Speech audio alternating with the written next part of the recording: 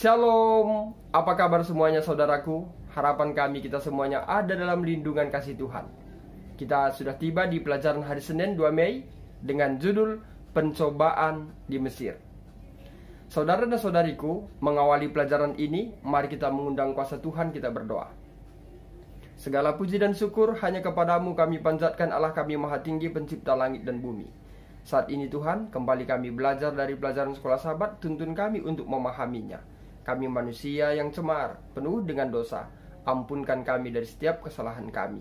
Sempurnakan doa kami Tuhan, di dalam anak-Mu Yesus kami berdoa dan mengucap syukur. Amin. Saudara dan saudariku di dalam nama Tuhan Yesus, pelajaran kita di Kejadian 12 ayat 10 sampai yang ke-20 mencatat bahwa Abram meninggalkan tanah perjanjian untuk pergi ke Mesir. Mari kita lihat bagaimana sikap Firaun terhadap Abraham. Mari kita baca terlebih dahulu Kejadian 12 ayat 10 mengatakan, ketika kelaparan timbul di negeri itu, pergilah Abram ke Mesir untuk tinggal di situ sebagai orang asing, sebab hebat kelaparan di negeri itu. Saudaraku, Abram yang baru saja tiba di tanah perjanjian, di mana Tuhan memanggilnya untuk pergi ke sana. Namun dia memutuskan untuk meninggalkannya dan pergi ke Mesir karena kelaparan timbul di negeri itu. Saudaraku, kutipan sekolah Sabat kita yang dikutip dari buku University of California Press 1973 halaman 103 dan 104 mengatakan bahwa dalam ajaran Mesir, Merikar, sebuah teks yang disusun selama periode kerajaan pertengahan 2060 dan 1700 sebelum tarik Masehi, orang-orang yang berasal dari Kanaan diidentifikasikan sebagai Asiatik yang menyedihkan, Amau yang digambarkan sebagai celaka, kekurangan air. Dia tinggal di satu tempat, makanan mendorong kakinya.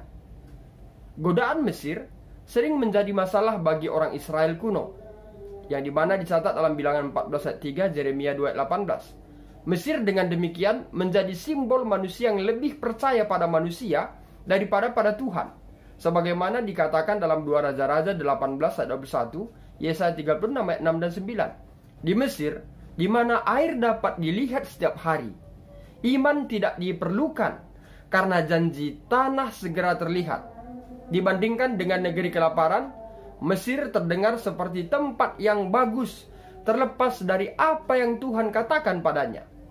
Saudara dan saudariku, selanjutnya Ellen G. White dalam buku Alfa dan Omega jilid 1 halaman 143 juga mencatat bahwa Abraham yang sekarang meninggalkan Kanaan berbeda dengan Abram yang meninggalkan Ur sebelumnya.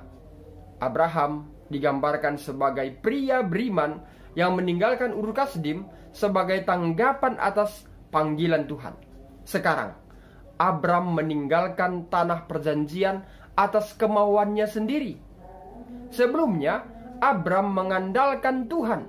Sekarang dia berperilaku seperti politisi empiris, manipulatif, dan tidak etis yang hanya mengandalkan dirinya sendiri.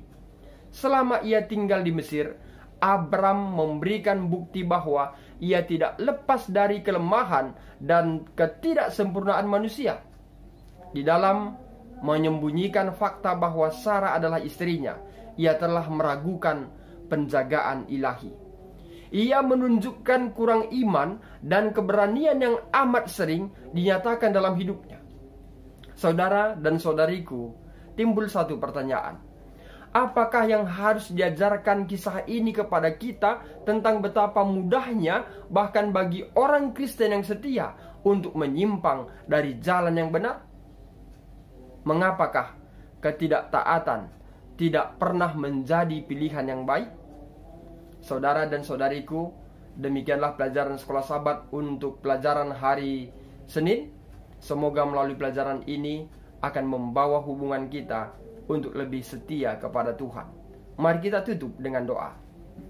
Segala puji dan syukur hanya kepadamu kami panjatkan, Bapa kami yang penuh kasih. Saat ini ya Tuhan, kami sudah belajar dari pelajaran sekolah Sabat, Kiranya melalui pelajaran ini membawa iman kami untuk lebih berpengharapan hanya kepadamu saja.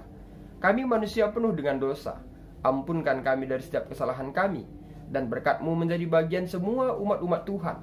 Dan kepada semua pemirsa Bakti Channel yang menonton video ini, berkati mereka dalam kesehatan, berkati juga dalam segala rencana dan cita-citanya. Dan Tuhan berikan sukacita bagi yang berulang tahun, dan Tuhan berikan sebagaimana yang Tuhan kehendaki terjadi sepanjang hidupnya.